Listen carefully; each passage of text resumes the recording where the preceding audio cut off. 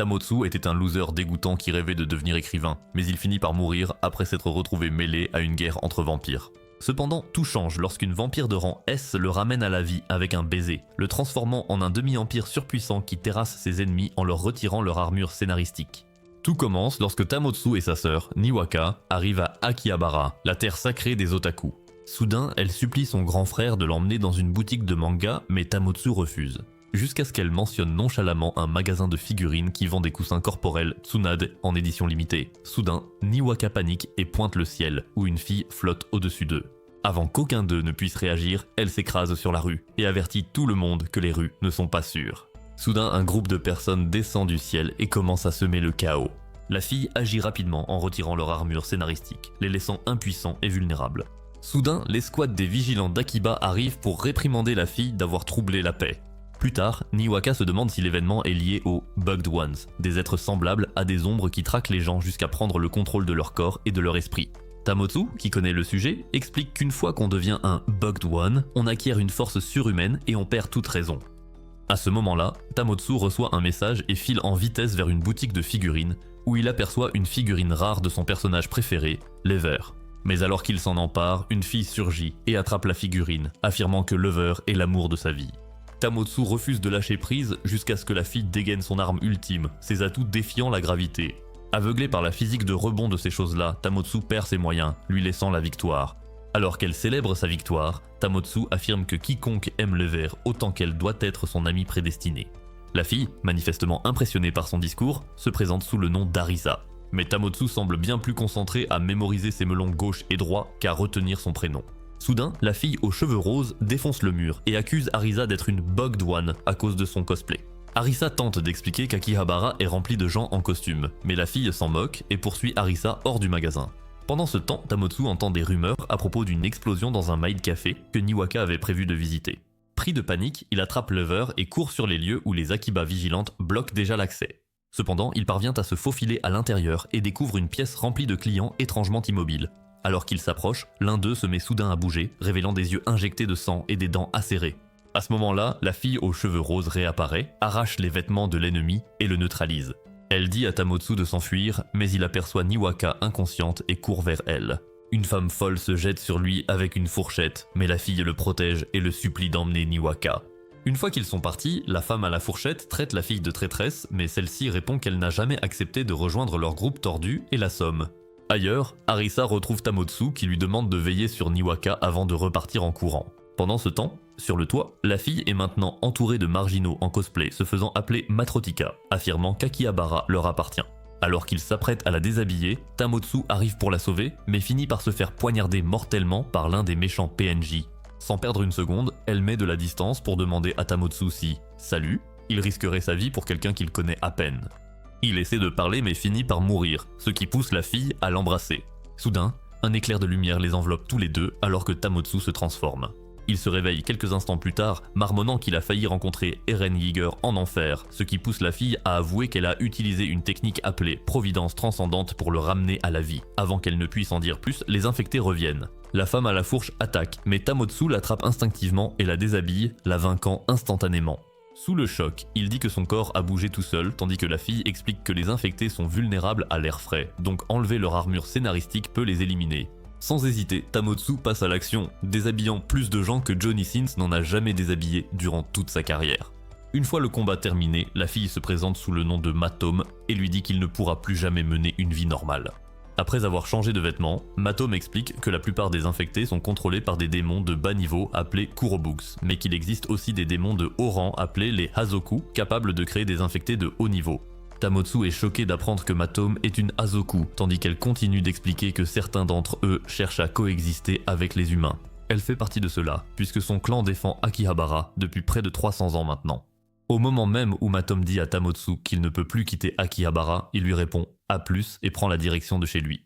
Mais Matome le rattrape rapidement et lui dit qu'il ne peut pas prendre toute cette situation à la légère.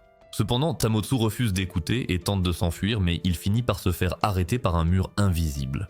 Soupirant, Matome explique à Tamotsu qu'il ne peut pas quitter Akihabara, car toute la ville est entourée d'un champ de force puissant qui retient les infectés à l'intérieur. Pour prouver à Tamotsu sa nouvelle identité d'infecté, Matome lui dit que sa coupe de cheveux bon marché à la Ken Kaneki est un signe évident qu'il en fait partie.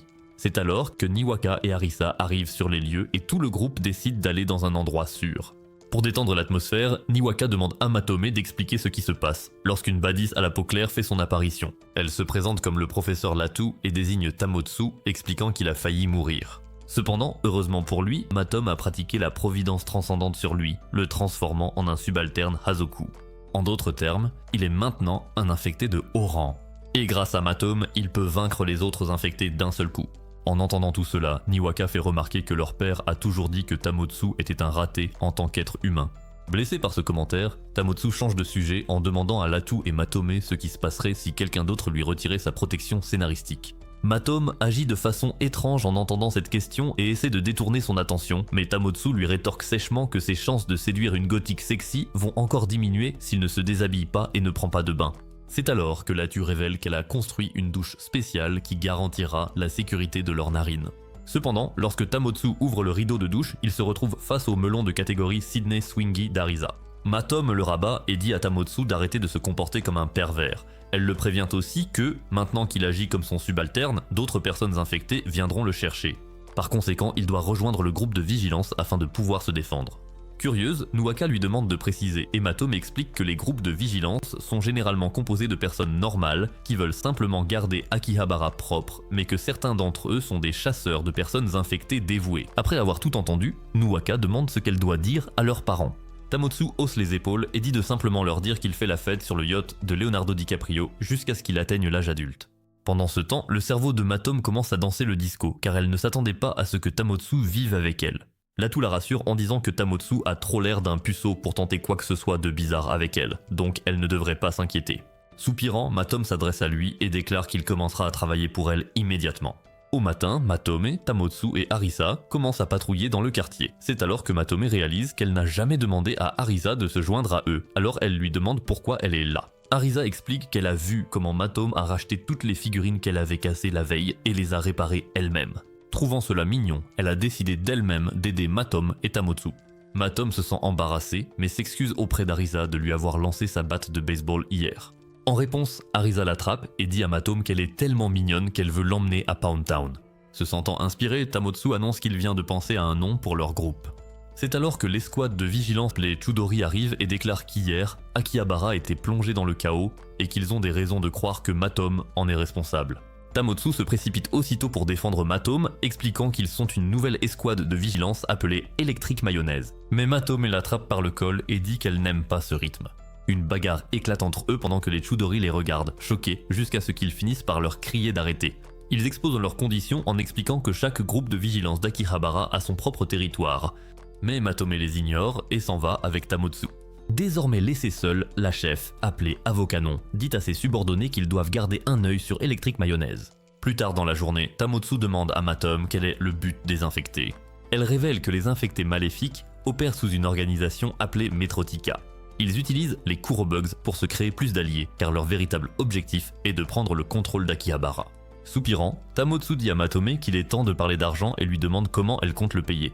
Matome l'informe que le centre de recherche appartenant à Latu lui donne généralement de l'argent pour survivre, mais cela couvre à peine le loyer et les factures. Stupéfait, Tamotsu demande à Matome comment elle s'attend exactement à ce qu'il vive comme un hipster, quand soudain une badice de 3 mètres de haut arrive et demande à Tamotsu s'il cherche un travail. En la voyant, Matome l'appelle Momo, ce qui enthousiasme Arisa car il s'avère qu'elle est une femme de ménage indépendante très populaire, connue pour ses exploits légendaires. Momo reporte alors son attention sur le loser au chômage et dit à Tamotsu qu'elle connaît exactement l'endroit qu'il lui faut. Quelques minutes plus tard, ils arrivent à l'agence « Tout est possible » de Mashiro, où Mashiro remet à Tamotsu une brochure pour une offre d'emploi. Ils arrivent dans un café à thème militaire, ce qui enthousiasme Tamotsu, qui est impatient d'y travailler. Mais soudain, une bande de Kurobugs s'accroche aux clients. Pendant ce temps, Matome dévoile une télécommande fabriquée par Latu pour détecter les personnes infestées et découvre que le propriétaire du café est en réalité un bugged de haut niveau. Avec Tamotsu et Arisa, elle tente de neutraliser le patron du café, mais finit par battre en retraite rapidement lorsque ses sbires tirent des balles capables de brûler leur armure scénaristique. Alors qu'ils cherchent un abri, ils sont de nouveau accueillis par les Chudori. En jetant un coup d'œil aux tenues révélatrices de Matome et Tamotsu, les Chudori les accusent d'organiser une fête débridée sur le thème de Bonnie Blue. Mais lorsque Matome explique qu'ils sont entourés par les infectés, il la regarde comme si elle était folle. Matome, désormais agacé, dit aux Chudori qu'ils peuvent la croire ou non, mais la vérité est qu'Akihabara est en danger. Arisa intervient au milieu de la conversation et étouffe la chef avec ses coussins de poitrine. Cela lui embrouille complètement l'esprit et elle accepte de les aider. Sur ce, les Chudori et Electric Mayo foncent sur le patron du café et ses sbires. Matome rougit, ravi d'avoir trouvé des alliés, et se jette dans la bataille, tandis que Tamotsu met le patron du café hors d'état de nuire à lui tout seul. Après avoir un peu fêté leur victoire, Tamotsu est surpris d'apprendre que le patron du café a disparu. C'est alors que Matome révèle que les personnes faiblement parasitées par un Kurobug retrouveront leur vie humaine, mais que les parasites de haut niveau et les Ozoku s'évaporeront si on leur retire leur armure scénaristique. En entendant cela, Tamotsu devient silencieux tandis que Matome lui explique qu'il disparaîtra lui aussi à jamais s'il est dévêtu. Elle s'excuse de l'avoir poussé dans cette vie, quand soudain, Tamotsu lui crie dessus, affirmant qu'il devrait simplement profiter au maximum de sa petite vie pour n'avoir aucun remords si quelqu'un lui arrache ses vêtements. Sur ce, il dit à Matome qu'il va se trouver un travail, tandis qu'elle reste là à penser que Tamotsu est vraiment la 8e merveille du monde. Le lendemain, Tamotsu s'approche furtivement de sa sœur et la trouve hypnotisée par l'écran de télévision. Lorsqu'il l'interpelle, Nuaka explique qu'elle regarde le concert de Shiodalo. Ne sachant pas de qui il s'agit, Tamotsu cherche de l'aide quand Arisa surgit de nulle part, expliquant que Shiodalo est en quelque sorte la Taylor Swift des otaku, car c'est une idole populaire d'Akihabara. Alors que Tamotsu regarde Shiodalo chanter, il commence soudainement à ressentir des feux d'artifice dans son entrejambe. Le lendemain, il se déguise en fan inconditionnel de Shiodalo et assiste à son concert. À son retour à la maison, il se fait gronder par Matome car il avait une patrouille à effectuer. En ignorant sa colère, elle dit à Tamotsu qu'ils peuvent encore finir leur patrouille du jour, mais il la repousse en disant qu'il veut regarder le stream Twitch de Shiodalo. Maintenant furieuse, Matome dit à Tamotsu qu'il agit comme un de ses simps de Pokémon et que c'est dégoûtant. Mais comme toujours, Tamotsu l'ignore et s'extasie sur à quel point Shiodalo est génial, ce qui fait complètement sortir Matome de ses gonds, alors elle va chez Five Guys pour se remplir l'estomac. En se goinfrant, Matome se rappelle du jour où elle a dit bonjour aux lèvres de Tamotsu et se sent timide et pleine de regrets de l'avoir ressuscité. Pendant ce temps, Tamotsu est assis dans un maid café en écoutant les chansons de Shiodalo quand un homme nommé Kaga arrive et lui demande ce qu'il fait. Tamotsu révèle qu'il a découvert une idole vraiment géniale et qu'il est devenu son plus grand fan depuis. Remarquant ses écouteurs pourris, Kaga lui propose d'essayer les siens, qui vont améliorer son expérience. Et effectivement, Tamotsu se retrouve complètement absorbé par la qualité des écouteurs. Sans perdre une seconde, il se précipite pour acheter des écouteurs de qualité, mais se rend compte que les bons coûtent plus cher que toute son existence. Pourtant, bien qu'il soit complètement fauché, Tamotsu dépense toutes ses économies pour acheter un casque audio et une platine vinyle. Plus tard, chez lui, il partage avec les filles qu'après avoir dépensé tout cet argent, il s'est rendu compte que Coyote sonne le mieux lors de ses concerts en direct. Ce soir-là, lorsqu'il rentre d'un autre concert, Tamotsu est accueilli par sa facture de carte de crédit. En voyant l'argent qu'il doit à la banque, il se rend compte qu'il a désespérément besoin d'un travail, alors il se rend à l'agence « Tout est possible » de Mashiro. Tamotsu révèle sa situation à Mashiro, expliquant qu'il est prêt à tout pour gagner de l'argent. En entendant cela, le visage de Mashiro s'assombrit et il dit à Tamotsu qu'il a justement le travail qu'il lui faut. Ailleurs, Matome exprime sa frustration envers Tamotsu et ses quêtes annexes. Nuaka lui révèle alors que son frère a toujours été comme ça. Dès qu'il se fixe sur quelque chose, il oublie tout le reste. Arisa intervient, partageant qu'elle comprend la passion de Tamotsu pour les idoles, car elles sont très séduisantes. Lorsqu'elle révèle son propre rêve de devenir idole, une femme inconnue apparaît soudain devant elle et leur demande si elles aimeraient devenir idoles. Et comme le trio a la curiosité d'une brique, ils suivent la femme étrange jusqu'à une boutique où elle leur remet sa carte de visite. Arisa est immédiatement ravie en apprenant qu'il s'agit de Benikage, une idole célèbre du passé.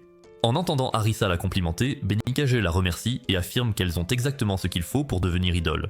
Pendant ce temps, Nuaka et Matome hésitent et essaient de dire à Benikage que tout cela est trop soudain, mais Arisa les interrompt et dit à Benikage qu'elles sont prêtes à tout pour réussir. Sans plus attendre, Benikage les emmène dans son studio où elle leur donne un nom de groupe, les Manias. Une fois cela réglé, elle les force à faire de l'exercice pendant que son caméraman, Nis, filme leurs atouts en train de faire le cha-cha slide. Pendant ce temps, Tamatsu accepte tous les petits boulots qu'il peut trouver pour rembourser ses dettes. Une fois que les filles ont fini de s'entraîner, elles sont ensuite forcées de faire des gestes suggestifs à des aliments de forme suspecte. Excédées, elles demandent pourquoi elles doivent faire ce genre de choses, ce qui pousse Nis à leur assurer que c'est uniquement pour leur clip musical. Étant les petites filles crédules qu'elles sont, elles croient Nis, qui leur demande alors de mettre des maillots de bain. Une fois qu'elles ont enfilé leurs maillots, Nuaka demande à Nis pourquoi il y a des Smash Bros qui les attendent avec un matelas. Comme toujours, Nis leur assure que c'est ainsi que Justin Bieber est devenu célèbre, puis demande aux filles de poser pour lui. Cependant, tout tourne mal pour Benikage et Nis lorsqu'ils demandent aux filles d'enlever leurs armures scénaristiques. Nuwaka et Matome refusent immédiatement, affirmant qu'elle ne passe pas une audition pour la Bob House. Benicage abandonne son attitude amicale et leur dit que si elles ne participent pas de leur plein gré, ils devront recourir à la force. Sur ce, elle et Nis retirent leurs perruques, révélant qu'elles sont en réalité des insectes déguisés. Matome réagit rapidement et dit à Nuwaka de s'enfuir, sachant qu'elle est la plus faible d'entre elles. Cependant, lorsque les Kurobugs l'encerclent, Nuwaka appelle son frère qui apparaît soudainement, révélant qu'il travaillait ici comme agent d'entretien.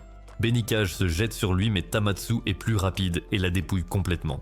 Pendant ce temps, Matome se rend compte que Nis est un insecte de haut niveau et concentre son énergie pour l'éliminer. Cependant, il s'avère bien trop puissant pour elle, ce qui pousse Tamatsu à intervenir. Utilisant son point ouragan, il déshabille Nis, le faisant disparaître dans les airs. Plus tard dans la journée, les filles informent Benicage qu'elle a été contrôlée par un insecte de haut niveau qui l'a forcée à se comporter comme une proxénète. En entendant cela, Benicage les remercie et insiste pour faire d'elles de véritables idoles. Les filles acceptent et enregistrent une chanson qui pourrait faire se lever un patient dans le coma juste pour appuyer sur stop. Le lendemain, Tamatsu se lance dans une nouvelle quête annexe en réparant une antenne pour améliorer la réception radio. Nuwaka informe alors les filles que ce n'est pas nouveau car Tamatsu a toujours eu une antenne chez eux. Plus tard, Tamatsu, Arisa et Nuwaka campent devant un magasin de manga où ils se comportent comme des chias juste pour mettre la main sur un manga. Cependant, une fois qu'Arisa parvient à attraper le manga, Tamatsu se fâche contre elle, affirmant qu'ils auraient pu l'obtenir moins cher. Arisa rejette la faute sur l'audio peu clair provenant du transceiver, ce qui motive Tamatsu à faire un tour dans une boutique vendant des appareils de communication. Pendant qu'il s'extasie devant les gadgets, Matome fait remarquer qu'ils n'ont pas besoin d'agir comme des boomers achetant des transceivers alors qu'ils ont des smartphones. Tamatsu, visiblement vexé, lui répond qu'utiliser un transceiver n'est pas pour les amateurs, car il faut des années d'entraînement pour capter correctement les ondes radio. Matome soupire, sachant qu'il est inutile de discuter avec un garçon qui se comporte comme les types qui croient que la Terre est plate. Soudain, un bruit assourdissant retentit de toutes les radios, et en quelques secondes, tous les appareils de communication de la ville explosent, laissant tout le monde dans la confusion. Tamatsu et la bande sortent du magasin et aperçoivent une fille de petite taille en blouse de laboratoire, debout sur la tour d'Akihabara. En remarquant les Kurobugs autour d'elle, ils comprennent immédiatement qu'elle est infectée. La fille révèle alors qu'elle utilise ses ondes spéciales de Bugged One pour détruire tous les appareils de communication, par esprit de vengeance. Furieux, Tamatsu, Arisa et Matome courent vers la tour, mais la petite diablesse déclenche une attaque par micro-ondes qui détruit leurs vêtements. Ne voulant pas mourir, le groupe se précipite pour se mettre à l'abri tandis que la fille folle ricane comme une maniaque. De retour à la base, Latu admet que leur nouvelle adversaire est intelligente et dangereuse. Nuwaka, qui était en train de soigner Tamatsu, lui révèle qu'Akihabara est actuellement en plein chaos. Soupirant, Tamatsu dit qu'il devrait essayer de détruire la tour, mais Matome lui rappelle qu'ils ne peuvent pas s'en approcher. Lorsque Arisa rappelle bruyamment que leur nouvel ennemi est une fille scientifique folle, Latu se lève soudainement, révélant qu'il pourrait s'agir de quelqu'un qu'elle connaît de l'époque de Tsubaka. Confus, Tamatsu demande ce qui se passe, ce qui pousse Matome à révéler que Latu travaillait autrefois comme chercheuse au centre scientifique situé à Tsubaka. C'est alors que Latu révèle qu'à l'époque, tous les scientifiques de renommée mondiale travaillaient à Tsubaka. Bien que ceux qui étaient infectés par les bugs n'étaient pas aussi actifs qu'ils le sont aujourd'hui, on croyait largement qu'ils opéraient dans l'ombre. À cette époque, Latu collaborait avec un brillant scientifique nommé Denko. Tous deux travaillaient sous la supervision du professeur Yaguda, qui avait un profond intérêt pour l'étude des phénomènes paranormaux. Ensemble, le trio découvrit que les Bugged Ones émettaient une faible onde radio à basse fréquence. Pour étudier ce signal de plus près et protéger la population d'Akihabara, ils eurent l'idée de construire une seconde tour de Tokyo en plein cœur d'Akihabara. Mais comme personne n'était prêt à financer le projet, Yaguda et Denko ont investi leurs propres économies pour construire la tour. Ils ont travaillé sans relâche pendant des mois pour découvrir finalement que le gouvernement avait déjà construit une tour à Akihabara sans les en informer.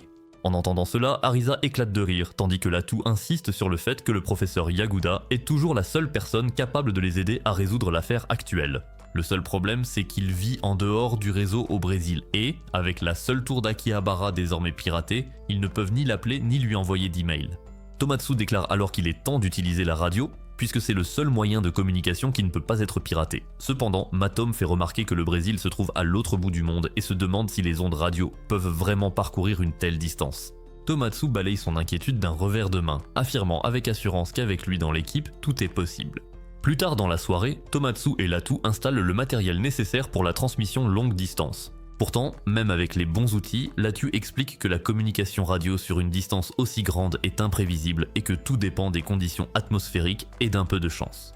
Le lendemain, Momo passe les voir et trouve Tomatsu et la bande dans une situation un peu compliquée. Saisissant la tension, elle leur propose nonchalamment une pizza pour détendre l'atmosphère, puis commence à bidouiller l'équipement radio.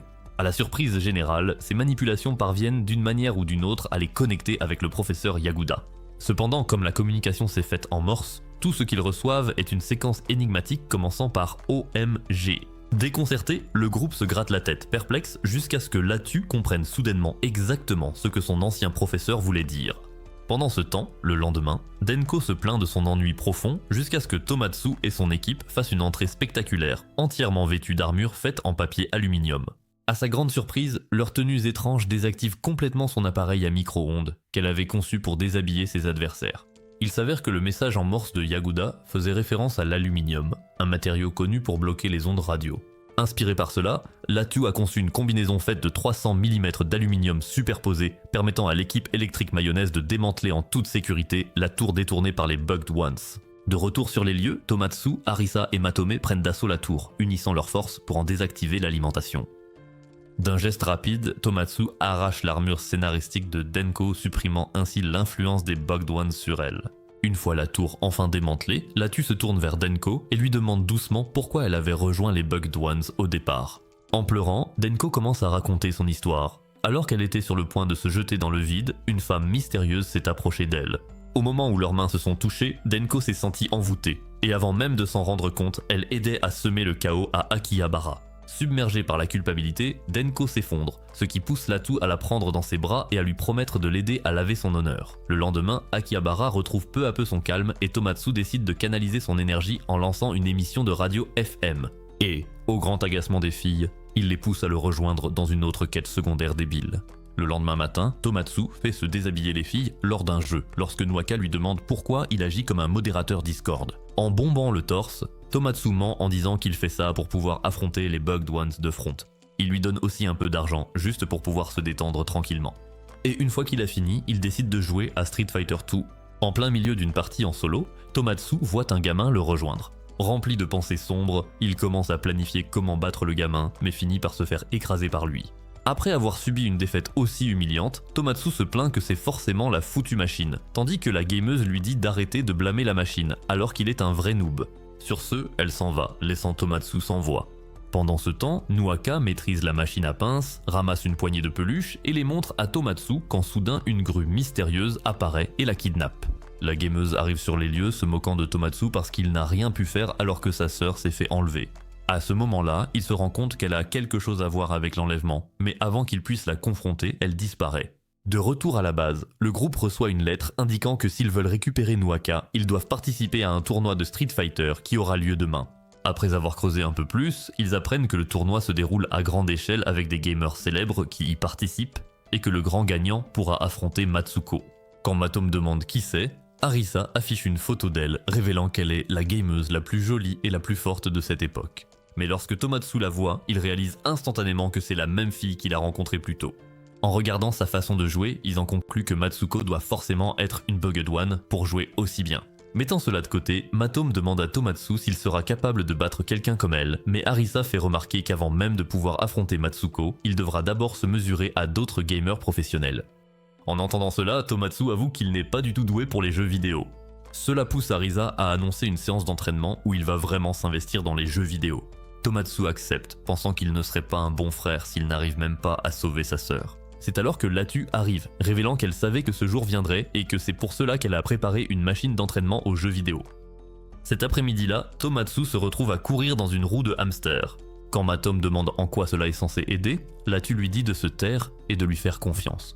Ensuite, elle présente une machine de baseball qui ne sert qu'à agresser davantage Tomatsu. Après avoir survécu à la séance d'entraînement digne d'une torture médiévale, Tomatsu se retrouve avec des abdos en béton prêts à affronter Matsuko. Lors du tournoi, les filles font remarquer que les autres joueurs ressemblent à des gens qui jouent à Clash of Clans. Latu est d'accord et dit à Tomatsu qu'il pourra facilement les battre puisqu'ils ne sont pas de vrais gamers. Pourtant, à la consternation générale, Tomatsu perd dès le premier tour. En conséquence, il est envoyé affronter d'autres débutants qui ont perdu leur match. Une fois qu'il parvient à les battre, il a l'opportunité d'affronter Matsuko. Lors du premier round, Tomatsu parvient à remporter la victoire. Alors que ses amis l'encouragent, un groupe de PNJ leur révèle que Matsuko perd toujours les premiers rounds afin d'étudier ses adversaires. Au deuxième round, elle dévoile ses véritables talents de joueuse, faisant réaliser à Tomatsu à quel point il est un perdant. À sa grande surprise, Matsuko lui dit qu'il est aussi un bon joueur, il a juste besoin d'être poussé dans ses retranchements. Sur ce, elle commence à enlever ses vêtements pour que Shane puisse la pousser à gagner plus de rounds. Tamatsu est complètement déconcerté par cette logique, mais pour reconquérir Nuaka, il commence lui aussi à se déshabiller. Le combat devient intense et, finalement, Tamatsu parvient à vaincre Matsuko grâce à sa folie. Après le match, Matsuko serre la main de Tamatsu qui exige de récupérer Nuaka, mais elle lui explique qu'elle ne l'a jamais eu.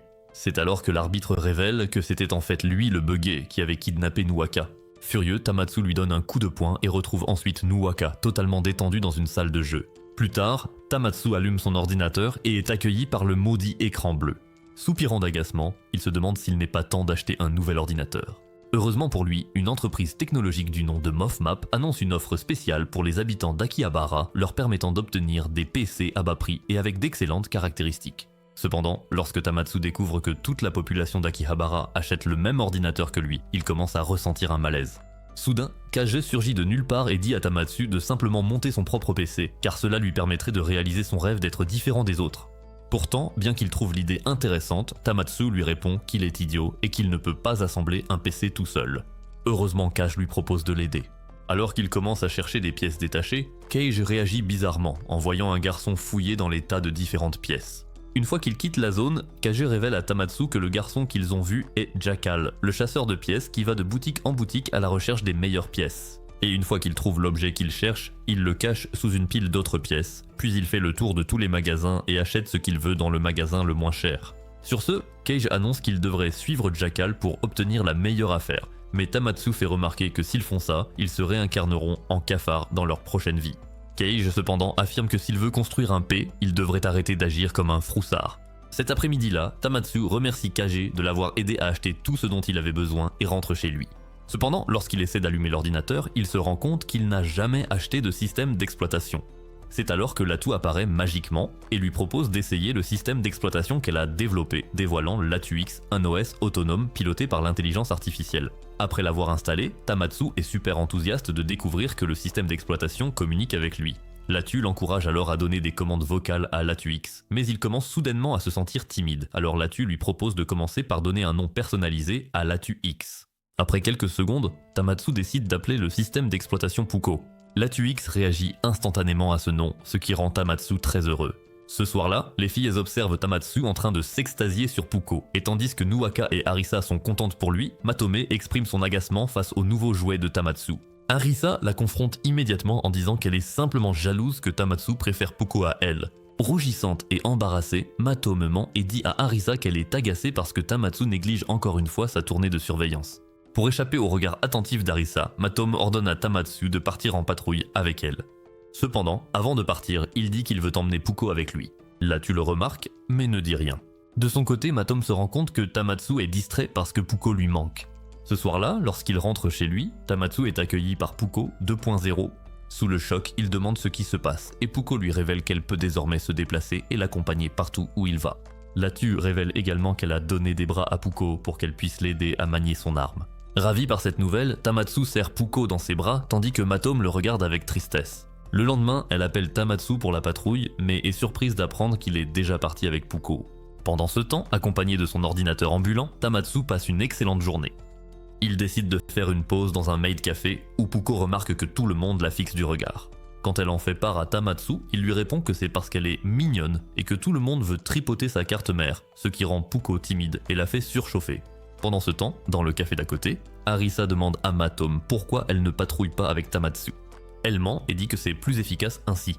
Ce soir-là, alors que Tamatsu joue au shogi avec Puko, Arisa rentre à la maison et informe tout le monde qu'Akihabara est en danger. Latu demande à Puko d'ouvrir une chaîne d'information et il découvre que les PC MoffMap se transforment en robots et causent des problèmes. Sans perdre de temps, ils se rendent à la boutique et sont accueillis par la directrice de MoffMap, Lori. Au début, elle fait semblant d'être une femme innocente, mais enlève rapidement son masque, révélant qu'elle est une Bugged One.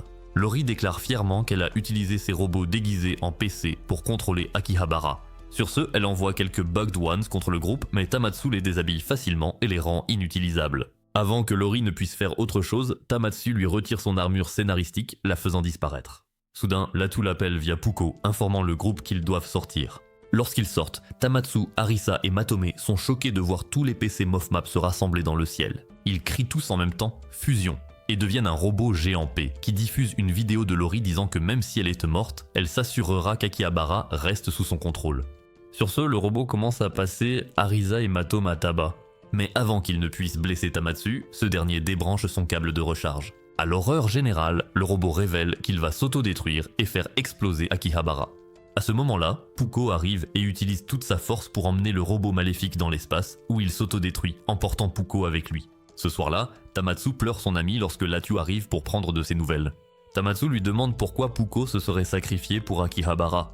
Et elle révèle que Puko pouvait percevoir son amour pour cette ville. C'est pourquoi elle a choisi de protéger Akihabara.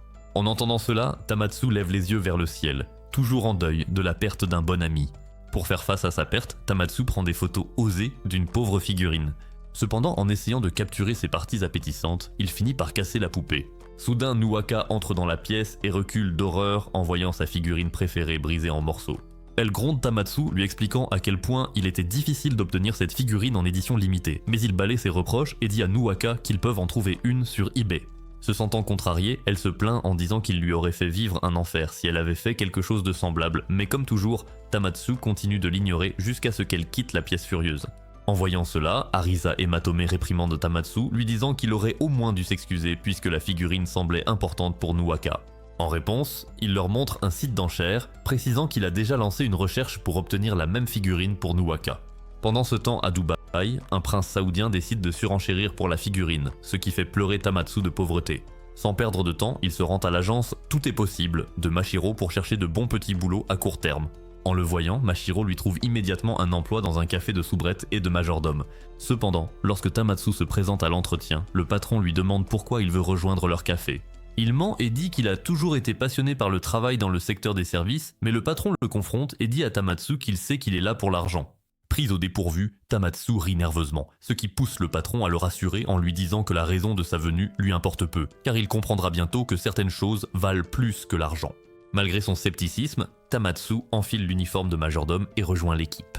Au moment où il commence à se sentir mal à l'aise dans cet uniforme gênant, le majordome en chef, Jiro, le rassure en lui disant qu'il a vraiment du style. Tamatsu le remercie puis demande pourquoi il y a un cœur à côté de son badge. La chef des servantes, Kin, arrive et informe Tamatsu que les cœurs représentent des points. Tout le monde commence avec un cœur et à mesure qu'ils montent en grade, ils reçoivent plus de cœurs. Sur ce, Jiro applaudit et ordonne à tous les employés de se mettre en ligne pour qu'ils puissent s'entraîner à leur phrase d'accueil client. Tamatsu regarde, horrifié, jusqu'où ces gens sont prêts à aller pour satisfaire le client, ce qui pousse Jiro à le réprimander pour ne pas avoir participé. Soudain, le patron arrive et demande bruyamment aux employés s'ils sont prêts pour la tâche du jour. En entendant cela, ils deviennent tous surexcités, suppliant d'être choisis pour cette mystérieuse mission. Kin va même jusqu'à se mettre à quatre pattes pour montrer au patron qu'elle est prête à prendre la mauvaise voie, comme ta mère. Montrant toute sa détermination, le patron lui confie la tâche, tandis que Tamatsu se demande à quel point les factures doivent être élevées pour qu'ils se comportent tous comme des paillassons. Ce soir-là, Tamatsu rentre chez lui, complètement épuisé par son nouveau travail. Matome vient prendre de ses nouvelles, mais finit par partir, frustré, lorsque Tamatsu refuse d'aller patrouiller avec elle. Le lendemain, il donne tout pour satisfaire les clients, gagnant ainsi leur approbation. Cela lui fait également plaisir, et plus tard, Kin le taquine parce qu'il a été félicité par les clients. À ce moment-là, Jiro l'appelle pour qu'il prenne une photo de lui avec une fille dont c'est l'anniversaire. Tamatsu, étant un geek, dit à Jiro qu'il va utiliser son appareil photo professionnel au lieu de son téléphone pour rendre la photo encore meilleure. Impressionné, Jiro déclare qu'à partir de maintenant, il sera leur photographe attitré. Ce soir-là, lorsque le café ferme, le patron vient féliciter Tamatsu, qui avoue que voir les clients heureux le rend heureux lui aussi. Heureux d'entendre cela, le patron ajoute un cœur sur son badge et tous ses collègues célèbrent son succès en le lançant en l'air. Tamatsu est sur un petit nuage ce soir-là, mais Matome remarque qu'il travaille beaucoup trop tard et s'inquiète pour sa santé.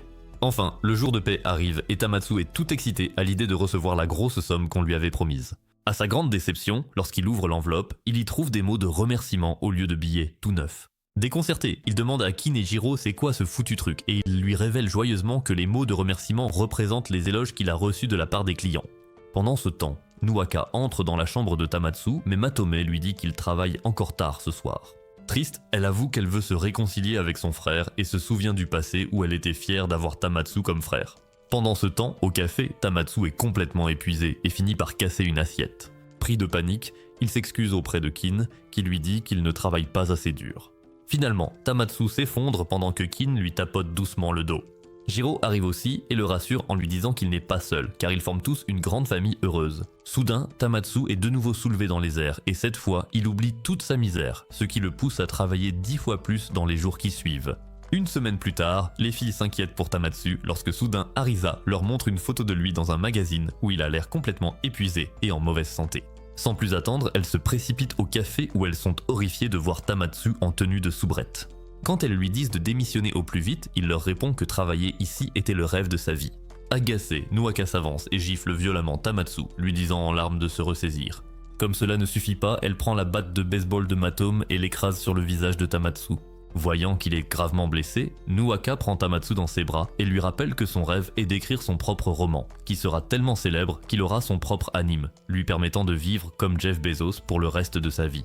En entendant le nom de Bezos, Tamatsu redevient instantanément lui-même, ce qui rend tout le monde heureux. C'est alors que le patron fait une entrée dramatique.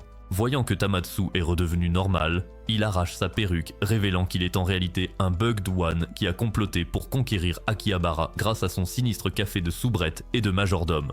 Sans perdre une seconde, il ordonne à son personnel d'attaquer Electric Mayonnaise. Matome réagit aussitôt et les déshabille, mais Tamatsu révèle alors qu'ils ne sont pas du tout des Bugged Ones, juste de simples civils sous contrôle mental. Déconcerté, Matome demande ce qu'ils doivent faire maintenant.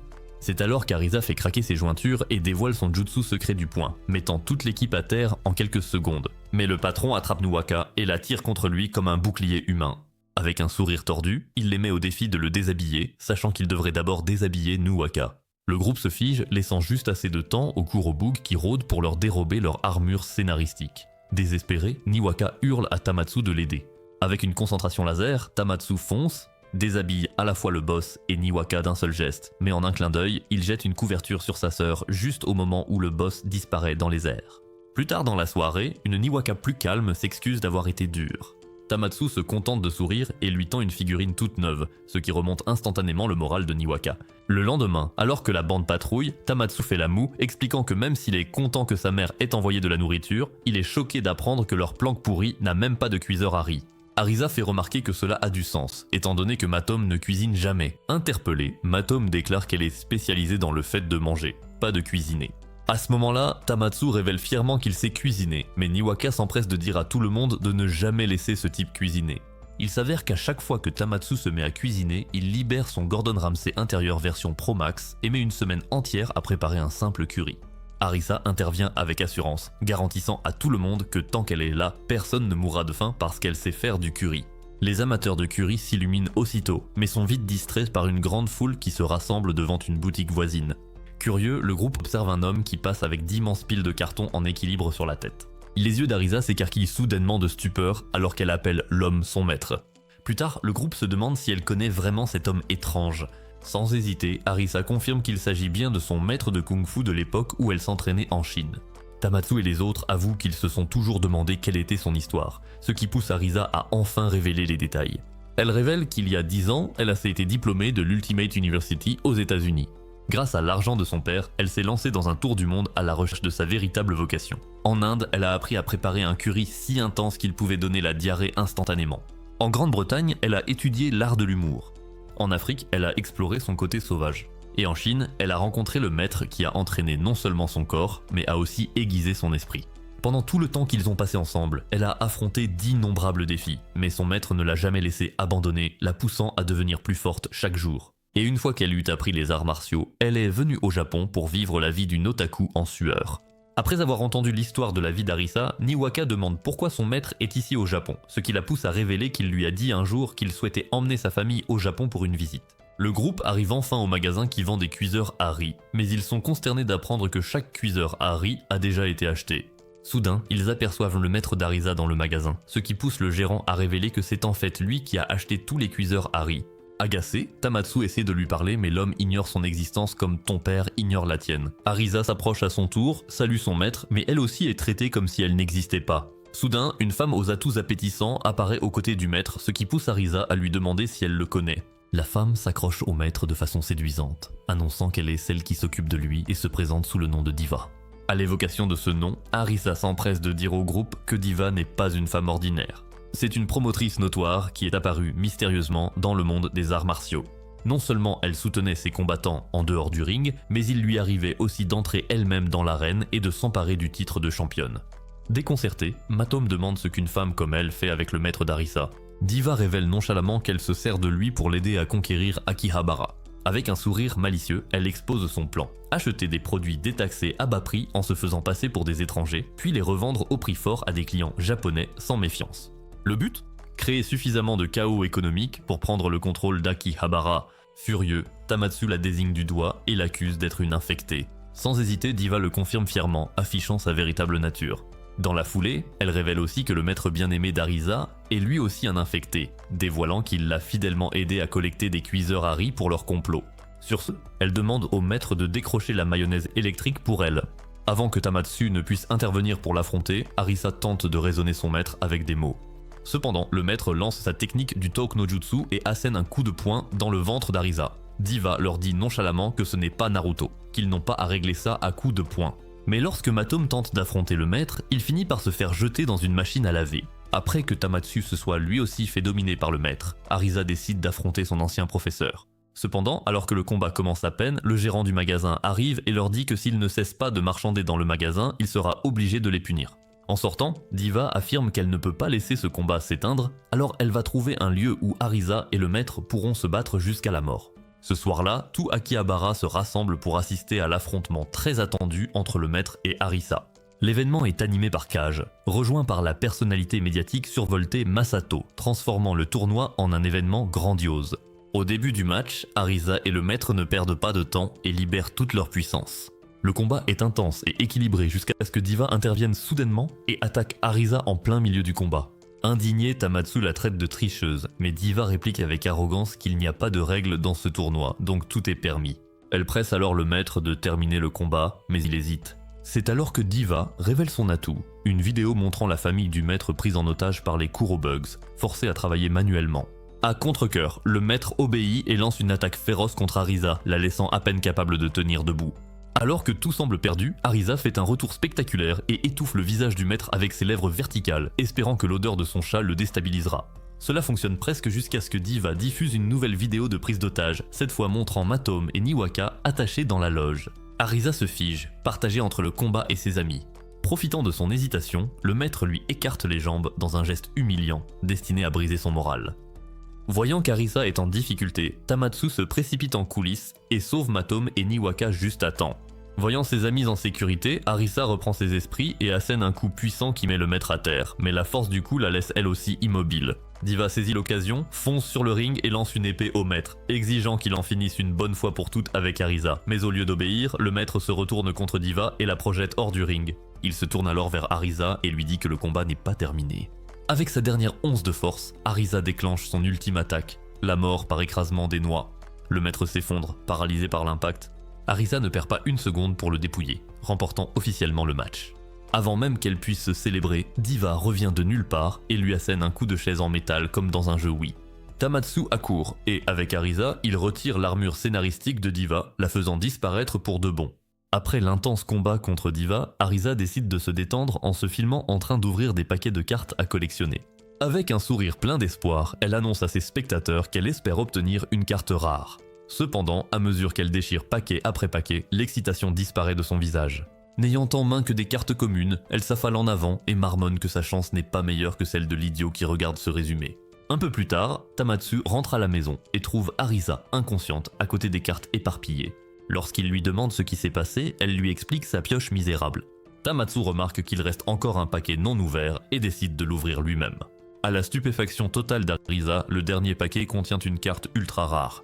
Folle de joie, Arisa taquine Tamatsu en l'appelant son porte-bonheur et insiste sur le fait qu'il doit avoir un pouvoir caché pour dénicher des cartes légendaires. Plus tard dans la journée, Tamatsu est assis entouré de cartes lorsque Kage arrive. Ses yeux se posent immédiatement sur les motifs familiers de la série Battle Creature et il demande négligemment à Tamatsu s'il est fan.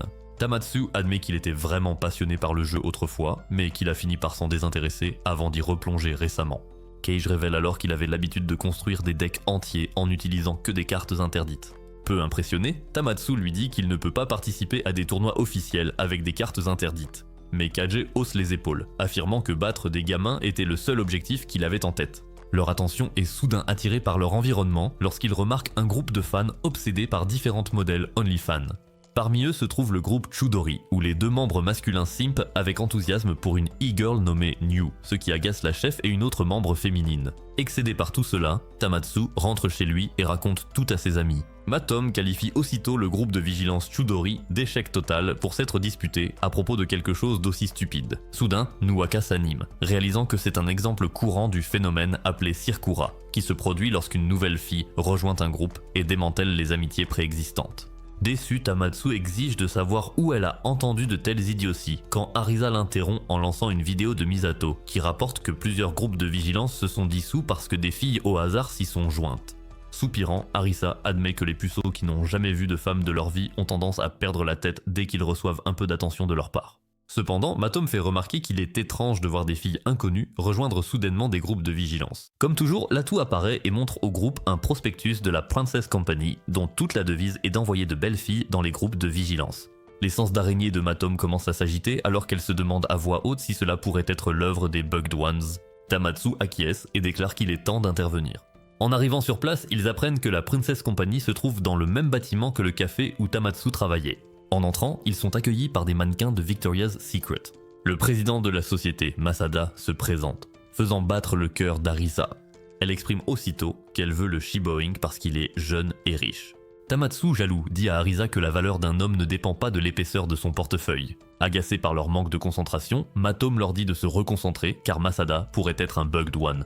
À leur grande surprise, il l'admet, déclarant qu'il a essayé de dissoudre les groupes de vigilants en installant des pièges au sens littéral. En entendant cet aveu, Arisa devient triste, réalisant qu'elle ne pourra jamais être femme au foyer dans cette économie. Masada envoie alors ses princesses combattre l'électrique mayonnaise, mais elles sont rapidement neutralisées. Se sentant confiante, Matom affronte Masada, mais il utilise ses doigts et découpe sa batte de baseball ainsi que son bas en morceaux.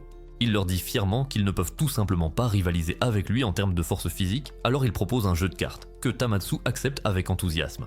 Bientôt, tout Akihabara se rassemble pour assister à une partie de cartes entre 2 nerds moches. Matom observe depuis la touche, perplexe quant au fait qu'il n'attaque pas simplement Masada comme le feraient des protagonistes classiques. Arisa se fâche contre Matome parce qu'elle est une normie et encourage Tamatsu à vaincre Masada. Comme le jeu n'a pas de règles claires, seulement des lois imaginatives, Tamatsu utilise les cellules cérébrales de 1000 utilisateurs de 4 chans et parvient à submerger Masada, le forçant à accepter la défaite. Plus tard dans la journée, les membres masculins du Chudori reconnaissent leur tort, ce qui pousse le groupe à retrouver sa gloire d'antan. Le lendemain matin, Matom vient réveiller Tamatsu pour leur tour de patrouille, mais découvre que sa chambre est complètement vide. Quelques instants plus tard, Arisa entre tranquillement et mentionne en passant que Tamatsu est parti plus tôt pour retrouver un vieil ami. Pendant ce temps, dans un café tranquille, Tamatsu discute avec cet ami, lui demandant comment la vie le traite, jusqu'à ce qu'il remarque soudain quelque chose qui clignote et bug à côté du gars. Alarmé, Tamatsu se penche pour le prévenir. Mais avant qu'il ne puisse dire quoi que ce soit, le bug se transforme en une fille canon et l'ami révèle que c'est sa copine. En réalisant que même son pote éclopé a réussi à sortir avec une bombe, Tamatsu sombre dans l'auto-apitoiement, avouant que la seule romance qu'il ait connue, c'est avec sa main droite. Les filles l'observent de loin, se demandant ce qui a bien pu lui arriver depuis qu'il a quitté la maison tout heureux. Matom hausse les épaules, affirmant que s'il s'agit de Tamatsu, c'est sûrement une bêtise qui le tracasse. En entendant cela, Tamatsu lui crie que ce n'est pas une bêtise, et révèle ensuite qu'il meurt d'envie d'avoir une compagne. Il avoue aussi qu'il ne peut pas pardonner à son ami d'avoir trouvé une petite amie avant lui. Sous le choc, Arisa chuchote à Nuwaka qu'elle a toujours cru que Tamatsu était fidèle à ses waifus en 2 dimensions. Matom essaie de faire la maligne et dit à Tamatsu que c'est dommage qu'il ne puisse pas sortir avec elle. Il acquiesce, ce qui la contrarie, car il souhaite alors qu'une fille lui tombe du ciel. Agacé, Matom dit à Tamatsu de se taire et de se concentrer sur sa ronde, ce qui ne fait que le faire râler davantage. En soupirant, elle lui demande pourquoi il fait soudain tout un drame de ne pas avoir de petite amie, ce qui pousse Tamatsu à révéler que tout le monde profite de l'amour, sauf lui. Prise de pitié pour son frère, Nuwaka lui dit que ça ne la dérange pas d'être sa petite amie. Cependant, Tamatsu répond que même s'il est un otaku dégoûtant, il n'est pas originaire de l'Alabama, donc il va passer son tour. Arisa lui demande alors s'il aimerait sortir avec elle, ce qui pousse Tamatsu à l'imaginer comme petite amie.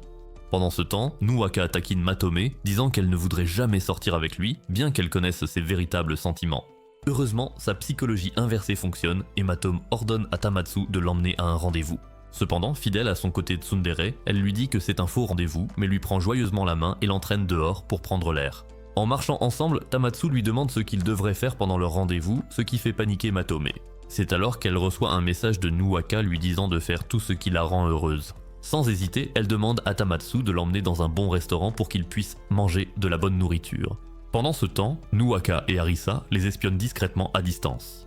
Plus tard, Matome emmène Tamatsu dans son restaurant préféré qui sert du curry. Curieux, il lui demande s'il s'agit d'un curry à l'indienne ou à la pakistanaise, mais Matome lui répond que c'est totalement unique et l'encourage à goûter par lui-même. Lorsqu'il prend une bouchée, des feux d'artifice explosent dans sa tête et il déclare que le curry est délicieux. Se sentant confiante, Matome l'emmène ensuite dans un restaurant chinois où Tamatsu est de nouveau ébloui par la délicieuse cuisine chinoise. À la grande déception de Nuaka et Arisa, elle voit le couple se rendre dans un autre endroit pour manger du poulet frit. Même Tamatsu est surpris de voir Matome manger plusieurs plats. À la mi-journée, Tamatsu se transforme en Billie Eilish. Voyant qu'il est épuisé, Matome s'excuse auprès de Tamatsu, mais il balaie l'excuse d'un geste et lui dit que maintenant il peut auditionner pour Avatar, le dernier maître de l'air. En entendant cela, Matome devient sérieuse et révèle qu'elle vit à Akihabara depuis longtemps. Il fut un temps où il n'y avait rien à manger. C'est pourquoi, pour compenser, elle mange beaucoup maintenant. Comprenant d'où elle vient, Tamatsu dit à Matome qu'il est temps d'aller à son endroit préféré et l'emmène dans un restaurant de ramen. En entrant, le chef de Chudori tombe sur les genoux de Tamatsu en criant quelque chose à propos d'un cochon gourmand. Quelques instants plus tard, il voit un homme vider des bols de ramen, empêchant les autres de recevoir leurs commandes. Latu, qui se trouvait dans le restaurant, rejoint le duo lorsque Tamatsu réalise soudain qu'il connaît ce type. C'est Black Hole Kuroda, alias le champion du monde de mangeurs de corn dog. Latu l'encourage à interpeller Kuroda, mais lorsqu'il le fait, le cochon lui répond qu'il ne l'écoutera que s'il le bat lors d'un concours de nourriture. Avant que Tamatsu ne puisse dire quoi que ce soit, Matome accepte le défi à sa place. En quelques secondes, une foule de civils d'Akihabara se rassemble pour assister au défi de dégustation de ramen entre Matome et Kuroda. Dès le début du combat, Matome lance les ramen en l'air et les attrape avec ses baguettes en plein vol, ce qui leur permet de refroidir naturellement et lui fait gagner du temps. Pour tenter de suivre le rythme, Kuroda verse de l'eau dans son bol afin d'atténuer le goût.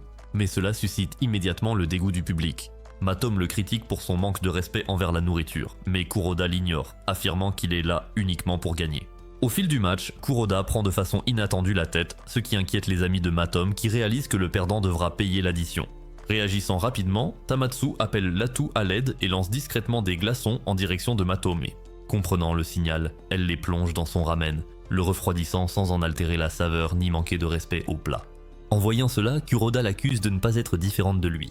Cependant, le public se rend vite compte que la méthode de Matome préserve l'intégrité du ramen, contrairement à la soupe diluée de Kuroda. Finalement, Kuroda s'effondre sous la pression et Matome remporte la victoire dans le défi de vitesse d'obésité. Alors que Kuroda reprend connaissance, Matome lui offre son pardon à condition qu'il jure de ne plus jamais manquer de respect à la nourriture. C'est alors que Kuroda révèle sa véritable identité, un Bugged One dont le plan était d'affamer Akihabara en dévorant toute sa nourriture. Il ouvre la bouche et commence à tout aspirer autour de lui, semant le chaos. Réagissant rapidement, Tamatsu lance la glacière de Latu sur lui, le figeant sur place. Matome saisit alors l'occasion, saute sur lui et lui arrache ses vêtements, ce qui le fait disparaître. Plus tard dans la journée, Tamatsu avoue qu'il s'est vraiment amusé lors de ce rendez-vous, quand soudain le ventre de Matome recommence à gargouiller. En entendant son ventre gronder, il lui prend la main et l'emmène dans sa pâtisserie préférée. Après son rendez-vous mouvementé, Matome poursuit sa carrière d'idole avec Nuaka et Arisa. Pendant qu'elle répète, Tamatsu les observe avec fierté, tel un papa, quand soudain le leader de Chudori lui crie d'arrêter de paresser. Il s'excuse timidement et explique que, puisqu'il est le producteur des manias, il devait superviser leurs répétitions, mais le leader le réprimande en affirmant qu'il n'est qu'un simple garçon de course. Pendant ce temps, Benikash applaudit les filles et leur assure qu'elles deviendront bientôt les étoiles montantes d'Akihabara une fois qu'elles auront fait leurs preuves lors du prochain festival. Arisa, cependant, lui dit que c'est grâce à ses conseils, mais elle rejette le compliment et leur dit qu'elle se souvient à quel point elles ont travaillé dur depuis leur début. Nuaka acquiesce, se rappelant comment elles devaient porter des costumes voyants pour vendre des produits dérivés, juste pour pouvoir continuer leur carrière d'idole. Benikash désigne alors Matome, lui disant qu'elle a beaucoup de potentiel car chaque fois qu'elle chante, elle ressemble à une fille amoureuse. Lorsqu'elle lui demande si elle a quelqu'un de spécial, l'esprit de Matome imagine instantanément Tamatsu, ce qui la fait rougir aussi fort que les fesses d'une fille très vilaine après une fessée. Ailleurs, Tamatsu colle des affiches lorsque Cage lui dit de faire une petite pause. Ils se rendent dans un restaurant et, comme Cage accepte de payer, Tamatsu commande le plat le plus cher du menu. Ils commencent à discuter lorsque Cage lui demande ce qu'il pense du festival à venir. Tamatsu admet qu'il trouve que c'est une bonne idée, étant donné que le gouvernement l'organise pour promouvoir la culture japonaise auprès des weebus du monde entier.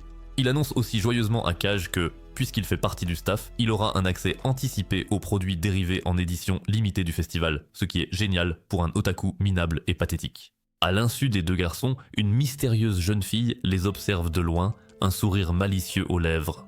Le lendemain, un chef de gare se rend au travail comme d'habitude, mais s'arrête net en voyant une foule rassemblée autour de quelque chose. En se frayant un chemin, il découvre un arbre fraîchement abattu avec une note mystérieuse posée à côté. Ailleurs, le gérant d'un magasin de cuiseur à riz tombe sur un tas de Pokéballs abandonnés au hasard dans son entrepôt. Une note à côté d'elle indique « Un cadeau de mayonnaise électrique ». Partout dans Akihabara, la routine quotidienne des citoyens ordinaires est bouleversée. Et à chaque fois, le coupable laisse un message disant « Avec amour, mayonnaise électrique ». Pendant ce temps, Tamotsu travaille comme un esclave pour les filles, afin qu'elles soient prêtes pour leur représentation. Soudain, les Chudori arrivent et passent les menottes à Tamotsu, Arisa et Matome. Quelques instants plus tard, le trio est traîné devant le tribunal spécial des justiciers d'Akihabara, où les Chudori les accusent de semer le chaos dans toute la ville, surtout avec le festival d'Akihabara qui approche à grands pas. Pris au dépourvu, le groupe insiste sur leur innocence, mais la chef n'en croit rien. Elle présente une pile de preuves montrant leur prétendue implication dans une série de farces chaotiques. Frustré, Tamotsu rétorque en affirmant qu'ils sont victimes d'un coup monté. En réponse, la chef révèle dramatiquement une photo du trio en train de taguer les murs d'Akihabara. Mais dès que Tamotsu la voit, il traite tout le monde d'imbéciles, soulignant qu'il y a évidemment des imposteurs parmi nous. Pris au dépourvu, le groupe vigilant admet à contre-cœur que la photo semble effectivement un peu suspecte, mais fait remarquer que la personne se faisant passer pour Matome est presque indiscernable. Même Arisa reconnaît que, de dos, cela lui ressemble. Mais Tamotsu campe sur ses positions, affirmant qu'il est impossible que ce soit Matome, puisqu'elle est toujours avec eux. Maintenant acculée, la chef leur dit que personne ne se soucie de leurs opinions, alors Tamotsu lui tapote la tête et lui assure qu'ils reviendront avec des preuves de leur innocence. Plus tard, dans la planque, Tamotsu et les autres sont à court d'idées pour résoudre l'affaire, jusqu'à ce que Tamotsu ait une idée. Ce soir-là, la fille masquée arrive sur la scène du mayonnaise avec deux imposteurs hideux de Tamotsu et Arisa, prêts à saboter le lieu. Mais avant qu'ils ne puissent agir, les lumières s'allument brusquement alors que Tamotsu et les filles montent sur scène, se révélant et déclarant qu'ils avaient anticipé ce coup. Il identifie immédiatement les imposteurs comme des Bugged Ones, et un combat féroce éclate entre les deux groupes, l'authentique électrique mayonnaise réalisant rapidement que leurs imposteurs possèdent une force inattendue, rendant la bataille bien plus intense. Cependant, à la fin, Tamotsu et Arisa parviennent à vaincre leurs imposteurs, mais Matome a du mal à battre le sien. Heureusement, ses amis arrivent à temps et encerclent la dernière imposteur, mais avant qu'elle ne puisse révéler son identité, elle utilise une bombe fumigène et disparaît. Sachant qu'elles n'ont aucun moyen de laver le nom de Matome, elle commence à désespérer quand soudain, l'atout apparaît, révélant qu'elle a tout filmé avec sa caméra à vision nocturne. Après avoir présenté les preuves aux Chudori, Tamotsu leur assure qu'il n'y a aucune rancune. Le lendemain, lors du festival d'Akihabara, les filles montent sur scène pour se produire, mais les lumières s'éteignent brusquement. Masato arrive en courant avec une nouvelle de dernière minute. Le festival est officiellement annulé. Il diffuse alors un message du ministre Kiyoi qui annonce que l'événement n'est pas digne d'un projet gouvernemental et condamne la culture otaku comme une honte pour la société japonaise. Sur ce, elle déclare son intention de l'éradiquer en imposant une interdiction totale sur Akihabara. Plus tard dans la journée, Tamotsu reçoit un appel affolé de Matome qui lui demande de l'aide contre son imposteur. Lorsqu'il arrive, il trouve Matome inconsciente et se penche pour l'aider, mais elle se réveille soudainement et l'embrasse, déclenchant ainsi sa transformation en humain. Pendant ce temps, la vraie Matome reçoit un message de Tamotsu lui demandant de le retrouver au même endroit. Lorsqu'elle arrive, elle trouve Tamotsu suspendu au-dessus de la rambarde. Avant qu'elle ne puisse l'atteindre, il glisse et tombe dans la rivière. Dans son bureau, la ministre Kiyoi reçoit une valise pleine d'argent liquide d'une femme mystérieuse accompagnée de Masato. Elle leur annonce que, grâce à l'influence de Metrodika, leur objectif de débarrasser Akihabara des otaku sales et en sueur est enfin à portée de main. Puis elle se lance dans une diatribe où elle explique vouloir envoyer tous les weebs dans les chambres à gaz afin que le Japon puisse retrouver sa gloire d'antan. Impassible, la femme en noir rappelle fermement à Kiyoi que Metrodika ne s'intéresse pas à son idéologie personnelle et attend simplement qu'elle exécute les ordres. Kiyoi acquiesce, puis commence à embrasser agressivement la valise remplie d'argent. Alors qu'ils sortent du bureau, la femme demande à Masato s'il a tout enregistré. Il désigne la caméra cachée dans sa cravate et confirme que toute la conversation a été enregistrée. La femme esquisse un sourire en coin, commentant qu'il est toujours judicieux d'avoir de quoi faire chanter quelqu'un sous la main. Sur ce, elle ordonne la mise en œuvre de la prochaine phase de leur plan, envoyant l'imposteur de Matome, Urome, s'occuper de Matome et de ses amis. Pendant ce temps, de retour à la planque, Tamotsu reprend enfin connaissance, au grand soulagement du groupe. Sans perdre de temps, les filles le conduisent en toute hâte dans un restaurant voisin, insistant pour qu'il mange afin de reprendre des forces. Tamotsu remercie Momo pour le repas, mais s'étonne de l'absence de clients. Momo explique que depuis l'instauration de l'interdiction à Akihabara, le gouvernement surveille tous les établissements, obligeant même les maid cafés à abandonner leurs uniformes habituels pour de simples tabliers laids. Frustré, Tamotsu en conclut que les Bugged Ones doivent être derrière tout ça. Latou est d'accord mais fait remarquer qu'avec l'implication du gouvernement, ils ne peuvent pas faire grand chose. Refusant d'abandonner, Tamotsu déclare qu'ils ne peuvent pas laisser Akihabara tomber en ruine et jure de vaincre personnellement les Bugged Ones. C'est alors que Matom l'arrête doucement, révélant qu'il n'en est plus capable.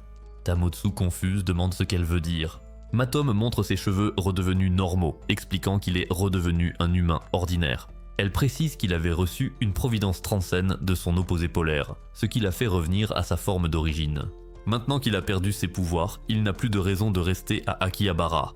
Mais Tamotsu refuse et dit qu'il ne peut pas abandonner la ville dans son état actuel, surtout avec Urame qui rôde encore. Matom s'oppose, insistant sur le fait que c'est désormais à elle de se battre, et qu'en tant qu'humain ordinaire, il ne serait qu'un fardeau. Frustré, Tamotsu exige qu'elle lui rende ses pouvoirs. Mais elle reste silencieuse. La tension monte jusqu'à ce qu'Arisa intervienne pour calmer tout le monde. À ce moment-là, un groupe d'hommes en costume fait irruption dans le restaurant, surprenant tout le monde. À leur grande surprise, les hommes s'agenouillent devant Arisa et lui demandent poliment de rentrer chez elle. Lorsque les autres exigent des explications, leur chef, qui ressemble à The Rock, déclare qu'ils agissent sur ordre direct de Goldrich Diamond 13, PDG du gigantesque conglomérat américain Shangri-La Trophy. Latou explique que Shangri-La Trophy est l'un des plus grands empires industriels des États-Unis, ce qui soulève encore plus de questions. Matom demande quel rapport cela a avec Arisa, ce qui la pousse enfin à dire la vérité. Elle révèle qu'après avoir obtenu son MBA aux États-Unis, elle a parcouru le pays sur un coup de tête. Lors d'une soirée, elle a rencontré Goldrich Diamond qui a été tellement impressionné par sa recette de scarabée bouilli à l'avocat qu'il l'a engagé pour donner des cours de modélisme plastique à son petit-fils Turquoise. De fil en aiguille, Arisa est finalement devenue la première vice-présidente externe de l'entreprise. Tamotsu fait remarquer à quel point tout cela n'a aucun sens. The Rock, cependant, maintient sa version et affirme que Diamond tient Arisa en très haute estime, au point de vouloir qu'elle devienne la prochaine PDG. Surprise par cela, Arisa leur dit qu'elle est trop jeune pour un poste aussi exigeant. Mais The Rock affirme que Diamond est malade et qu'il souhaite confier son poste à quelqu'un en qui il a confiance. Sur ce, il la supplie de sauver l'économie américaine et le monde entier. Finalement, Arisa prend la difficile décision de retourner aux États-Unis. Bien qu'il soit triste, ses amis soutiennent son choix, lui assurant qu'ils s'en sortiront sans elle. En cadeau d'adieu, Tamotsu remet à Arisa la figurine du lever, ce qui la fait fondre en larmes. Après son départ, le reste du groupe regarde autour de lui et réalise qu'Akihabara est devenue une ville fantôme. C'est alors que Matom se tourne vers Tamotsu et lui dit que son combat s'arrête ici. Tamotsu craque et lui crie d'arrêter de le repousser car elle finira toute seule. Matom, cependant, insiste sur le fait qu'elle se porte mieux ainsi et s'en va, laissant Tamotsu frustré et impuissant. Quelques instants plus tard, les Chudori arrivent et informent Tamotsu de leur intention de protester contre l'interdiction d'Akihabara. Mais Tamotsu, épuisé et sans espoir, leur dit qu'il en a fini. Alors qu'il sombre dans la dépression, Akihabara tombe encore plus sous le contrôle de l'escouade de purification de Kiyoi. Des figurines et des mangas sont brûlés tandis que des soubrettes et des majordomes sont envoyés en prison. En réponse, divers groupes de vigilants accompagnés de Cage tiennent une réunion secrète pour élaborer une contre-attaque. Au cours de la réunion, un membre nommé Taiyo fait remarquer que leur incapacité à réguler les otaku cultivés a conduit à des délits mineurs, donnant à Kiyoi les arguments dont elle avait besoin pour justifier sa répression. Pourtant, il exhorte tout le monde à continuer de se battre s'ils veulent un jour reprendre leur ville. Soudain, la réunion est prise d'assaut par l'escouade de purification. Les vigilants tiennent bon pour protéger leur chef, Cage, lui permettant de s'échapper au milieu du chaos. Ailleurs, Matom affronte enfin son imposteur Urame. Pendant ce temps, à la planque, Niwaka se lasse de voir Tamotsu se morfondre et essaie de le sortir du lit. Mais Tamotsu la repousse, lui disant de le laisser tranquille. Frustrée, elle déclare qu'elle va aider Matom elle-même. C'est alors que Tamotsu aperçoit une diffusion montrant Matom et Urame en train de se battre au loin. Sur le champ de bataille, les deux sœurs s'affrontent, tandis qu'Urame exige de savoir pourquoi Matom a trahi leur grand-mère. On découvre alors que leur grand-mère, Fukame, avait prévu d'utiliser Metrodika pour contrôler l'humanité. N'étant pas d'accord avec cette vision, Matom s'est rebellé, pensant qu'Akihabara devait être partagé et non dominé. Urame cependant reste fidèle à Fukame et accuse Matom d'avoir brisé le cœur de leur grand-mère.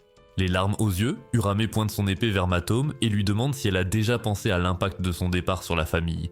À ce moment-là, Tamotsu fait irruption sur la scène et repousse Urame.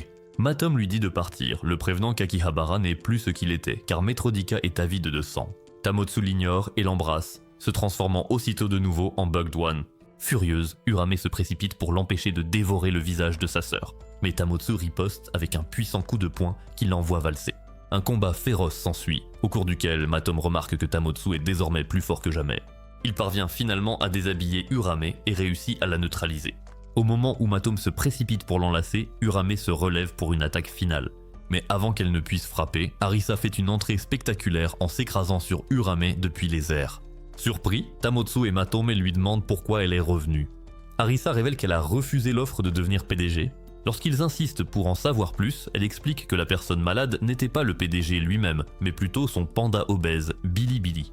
Elle a sauvé le panda grâce à sa recette signature et maintenant Bilibili et Goldrich Diamond sont partis en vacances en Antarctique.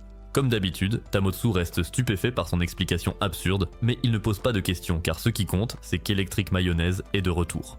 Pendant ce temps, au plus profond de sa tanière, Fukame apprend l'échec d'Urame. Furieuse, elle en conclut que la véritable menace, c'est Tamotsu. Ailleurs dans la ville, les groupes vigilants sont sur le point d'être envoyés dans les chambres à gaz lorsque Arisa, Niwaka et Latu arrivent à temps pour les sauver. Alors qu'ils s'échappent, le chef des Chudori remarque que Tamotsu et Matome manquent à l'appel et demande à Arisa où ils se trouvent. Pendant ce temps, Masuto tente de s'éclipser discrètement, mais il est attrapé par Tamotsu, qui se met alors à le passer à tabac. Après une raclée brutale, Masuto finit par avouer que même lui ne s'attendait pas à ce que Metrodika soit aussi folle. Tamotsu et Matome lui demandent pourquoi il s'est impliqué avec eux au départ, ce qui pousse Masuto à révéler qu'il n'était qu'un youtubeur en galère qui s'est fait piéger par Metrodika, laquelle lui avait promis des scoops exclusifs pour booster sa popularité. Se sentant acculé, Masuto finit par tout déballer. Il explique le véritable objectif de Metrodika. D'abord prendre le contrôle d'Akihabara, puis étendre leur influence à travers tout le Japon afin de créer une nation indépendante dirigée par les infectés. Il révèle également que le cerveau derrière l'opération n'est autre que Fukame. Sous le choc, Matome finit par avouer à Tamotsu que Fukame est sa grand-mère. Cette révélation provoque une violente dispute entre eux, Tamotsu lui demandant pourquoi elle lui aurait caché une information aussi cruciale. Après s'être disputés comme chien et chat, ils convainquent Masuto de les aider à infiltrer le quartier général de Metrodika. En chemin, Tamotsu demande à Matome pourquoi sa grand-mère. Matome explique alors que Fukame a toujours cru qu'Akihabara était corrompu par la cupidité humaine et que tant que les humains cupides ne seraient pas éliminés, les Hazoku finiraient par disparaître. Matome poursuit en avouant qu'elle partageait autrefois cette conviction, jusqu'à ce qu'elle quitte sa grand-mère il y a 50 ans. Un Tamotsu perplexe lui demande alors quel âge elle a, ce à quoi Matome répond avec désinvolture qu'elle a 78 ans. Matome explique que lorsqu'elle a vu Akihabara de ses propres yeux pour la première fois, elle y a découvert de la passion, de la créativité et de la joie, rien qui ne corresponde à la vision sombre de sa grand-mère. C'est à ce moment-là qu'elle a compris que Fukame avait tort et qu'elle a commencé à résister à son influence. Finalement, les deux arrivent à un chemin avec deux portes. Tamotsu, confiant, en ouvre une et encourage Matome à lui faire confiance. Elle accepte, mais le regrette aussitôt, car il déclenche une série de pièges installés par Fukame. Amoché mais vivant, il continue d'avancer jusqu'à se retrouver face aux Odoto Friday, les gardes personnels de Fukame. Cependant, Tamotsu, désormais plus fort que jamais, les dépouille sans effort de leurs vêtements, les forçant à fuir de honte. Matome insiste pour qu'ils poursuivent les gardes en fuite et leur course les mène dans une grande salle. Tamotsu est stupéfait par l'immensité du lieu et Matome révèle qu'il s'agit du véritable cœur du pouvoir Hazoku, car c'est aussi ici que sont fabriqués les Kurobugs. Leur affrontement avec Fukame commence enfin lorsqu'elle lance une attaque surprise qui envoie Tamotsu valser. Restée seule avec sa petite fille, Fukame exige de savoir pourquoi elle l'a trahi. Elle raconte que lorsque les Hazoku sont arrivés pour la première fois, Akihabara débordait d'une énergie vibrante, mais à ses yeux, la cupidité humaine a tout gâché, menant à l'essor des otaku obsédés par les oreillers corporels et les figurines. Tamotsu revient dans la bataille et assène un coup de poing solide à Fukame, ce qui la rend encore plus furieuse. Dans sa rage, elle force Matome à se joindre à elle pour détruire Akihabara. Alors que les bâtiments commencent à s'effondrer, Tamotsu essaie de la ramener à la raison, mais Fukame le repousse d'un revers de main comme une mouche. Juste avant qu'il ne touche le sol, il est sauvé par Puko qui révèle être revenu de l'espace. Pendant ce temps, Matome commence à résister au contrôle de Fukame et finit par se libérer, retrouvant Tamotsu. Inquiète, elle demande comment ils pourront avoir une chance face à une telle puissance. À ce moment-là, ils remarquent que les lumières de la scène s'allument.